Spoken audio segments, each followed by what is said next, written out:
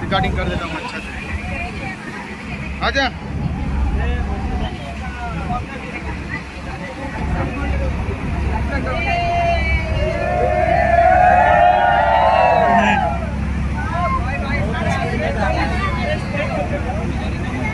ज्यादा स्पीड है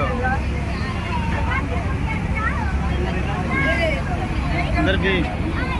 देखो भाई इधर सभी लोग।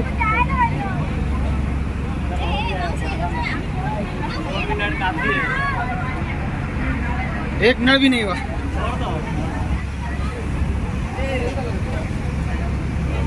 हरी भैया उधर करे बतरा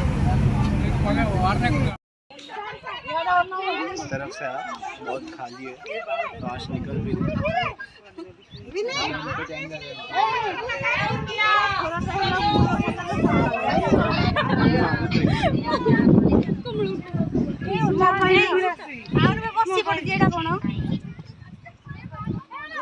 आंटी ये नीचे से इधर आ जाओ। खाली है रास्ता पूरा फास्ट है।